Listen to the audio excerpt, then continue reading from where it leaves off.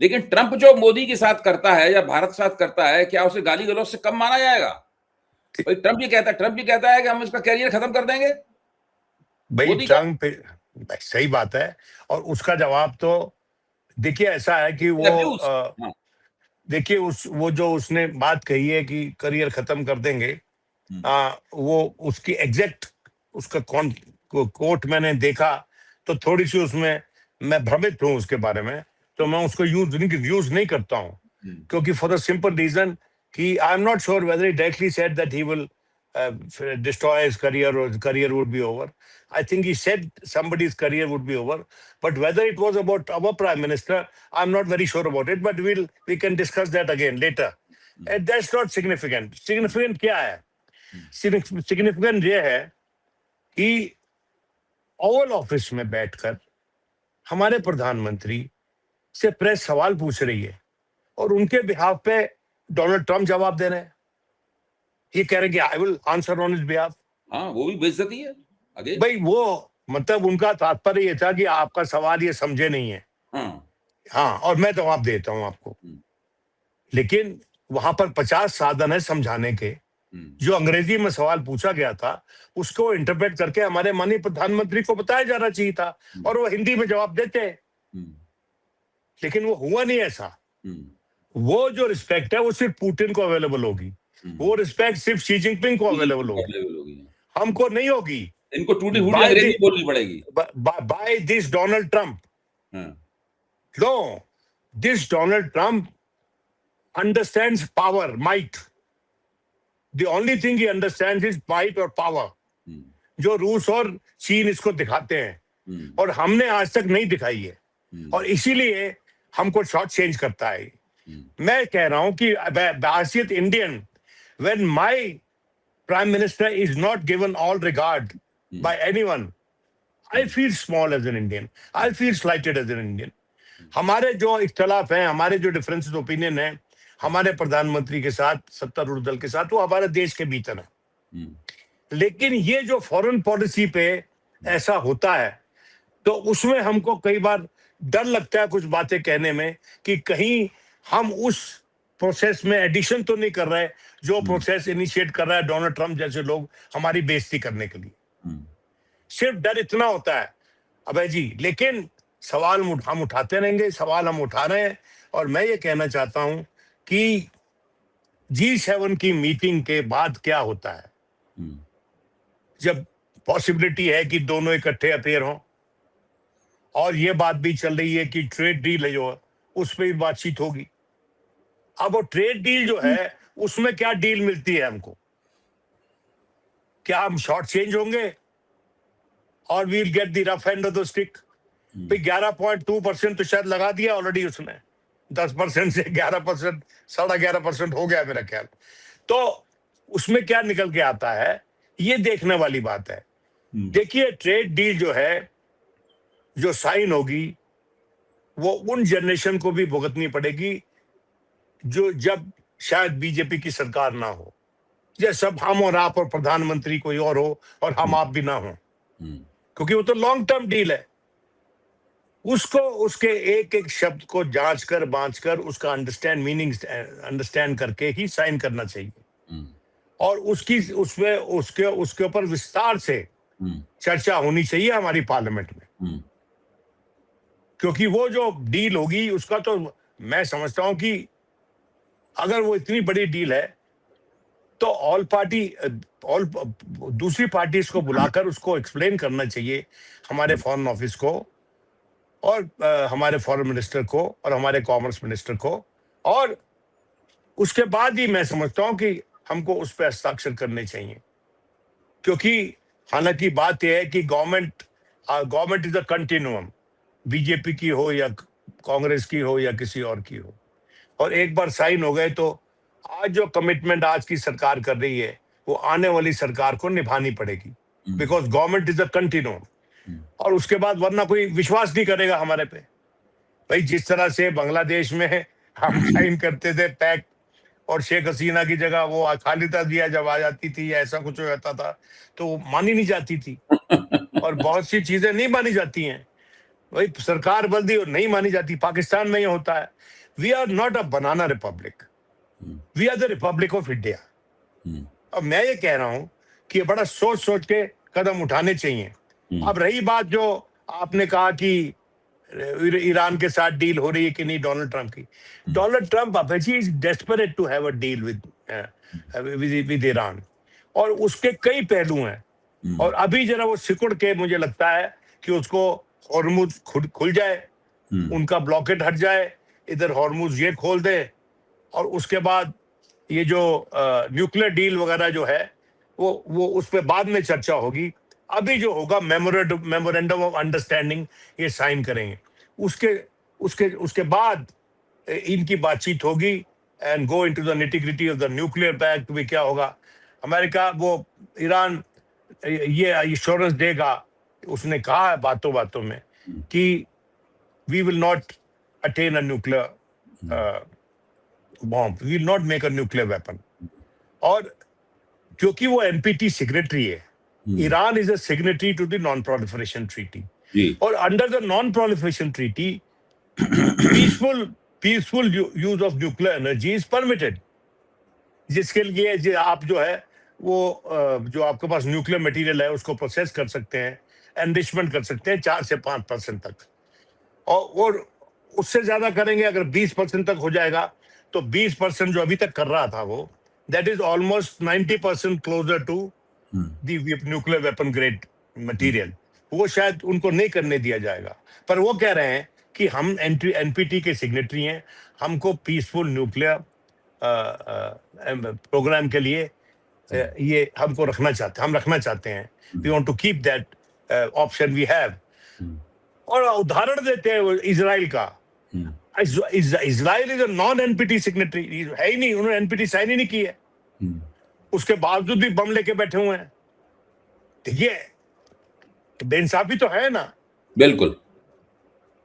और उस पर कोई लागू नहीं होता कोई regiment, and it's a nuclear power country, it's a nuclear weapons grade country.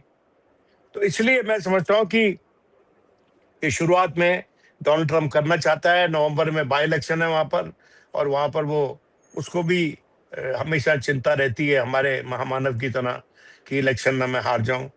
हालांकि वो कह रहा है कि मेरे को कोई परवाह नहीं, उसकी तो खैर दूसरी टर्म में है वो, तो अब तीसरी बार तो प्रधान बन नहीं सकता राष्ट्रपति, और 47 तक तो नहीं रह सकता वो राष्ट्रपति। हमारे यहाँ शायद 47 तक रहे। तो मेरे कहने का मतलब ये है कि डोनाल्ड ट्रंप जो है, इन रिलेटिव टर्म्स कभी कभी लगता है कि डोनाल्ड ट्रंप जो है इज अ सेफर बेट, क्योंकि वो अनंत काल तक राज नहीं कर रहा अमेरिका पे। वो खत्म हो जाएगा उसका, मतलब राज जो है उसके 4 बरस के बाद जब खत्म होंगे तो उसका राज खत्म हो जाएगा। 2 साल और है, 2 साल और उसके लिए वो मार्को रूबियो को तैयार कर रहा है, ये सुना हमने। जेडी वैंस जो है थोड़ा पिछड़ गया है, और शायद इसीलिए मार्को रूबियो कर्कश आवाज में बात कर रहा है इंडिया के साथ। ऐसा हो सकता है क्या अभय जी, कि Marco Rubio is being tough with us, क्योंकि perhaps he will be the face of the Republican Party in the next presidential election? हो सकता है, अगर वहां पर इसके चलते ज्यादा वोट मिलते हैं तो मागा बेस को साथ जुड़ना है तो ये करना पड़ेगा। लेकिन वो बात की बात है, उनके प्रॉब्लम है, हमारी प्रॉब्लम नहीं है। तो इतनी सी बात है सर। और ये अगर डोनाल्ड ट्रंप हमारे साथ क्या कहता है हमसे G7 में, और ट्रेड पैक्ट में क्या निकलता है, ये 2 मुख्य मुद्दे हैं आज के दिन। और क्या भारत अमेरिका से थोड़ा दूर होकर अपनी फॉरेन पॉलिसी चलाने की हिम्मत रखता है, ये भी सवाल है। सच्चाई ये है कि आज के दिन America remains a superpower, though weakened, but remains a superpower। और हमारे पास जो रूस का ऑप्शन है वो बहुत वीक ऑप्शन है आज के दिन। तो हमको किसी ना किसी तरीके से बहुत ज्यादा उत्तेजित नहीं करना है अमेरिका को, लेकिन अमेरिका को भी ये सोचना चाहिए कि अगर हम उसको ज्यादा उत्तेजित नहीं कर रहे हैं तो हमें ज्यादा बेइज्जत ना करें। देखिए, जब तक अमेरिका को ये एहसास नहीं होगा कि भारत पलट के जवाब दे सकता है और कड़ा जवाब दे सकता है, तब तक वो बेइज्जती करना जारी रखेगा। देखिए, अभी कड़ा तक का जवाब तजुर्बा देना तो तो यही बताता है। अभी तक का कड़ा तजुर्बा तो जवाब यही बताता है। कड़ा जवाब देना है तो आप राजनाथ सिंह जी को बना दिए, कड़ी निंदा वही करते हैं, आप उनको बना दीजिए। देखिए, जो कुछ भी होता है, हाँ होती है बातें, कर्कश बातें होती हैं, शार्प एक्सचेंजेस होते हैं, तेज तरीके से जवाब दिए जाते हैं, वो सब कमरे के पीछे होते हैं और वो इतिहास में कहीं देर जाके निकलती हैं वो बातें। कितने कितने दिनों के बाद ये बात निकली कि जब भी निक्सन जो है वो कश्मीर की बात करता था तो वो उसने किसी को कहा कि जब भी ये इशू रेस करता था तो मुझे लगता है कि लगता था इंदिरा गांधी सो गई है, she is gone to sleep, और may be she was faining sleep, telling him indirectly कि मैं इस पर ही शुरू की बात तुम्हारी। तरीका यही होता है। लेकिन आजकल तो मैं समझता हूं कि जब एक व्यक्ति writer, producer, director, singer, actor हो जाए तो हर फिल्म हिट नहीं होती। जिस तरह से किशोर कुमार की हर फिल्म हिट नहीं थी, तो सब काम खुद ही करते थे। तो हमको अपने फॉरेन पॉलिसी में और ब्रेन ट्रस्ट को जोड़ना चाहिए। और मुझे तो कभी कभी ये लगता है कि I wonder whether our honorable external affairs minister is a free agent. The many of the things that he is doing, और उनकी भाषा में भी बहुत अंतर आ गया है। हम उनको पहले से जानते हैं, जब वो फॉरेन सर्विस में थे, जेएस अमेरिका शायद हुआ करते थे वो, तो उस जमाने से हम देख रहे हैं उनको, और उसमें बड़ा फर्क आ गया है। और जब से उन्होंने कहा है कि मेरे पिता को सेक्रेटरी नहीं बनाया गया पिछले निजाम में, तब से मुझे थोड़ा सा उनके बारे में दूसरी बार सोचना पड़ा। ऐसी बातें कही नहीं जाती। These things are not said when you are holding an official position. ठीक बात। पता नहीं क्यों कह दिया उन्होंने।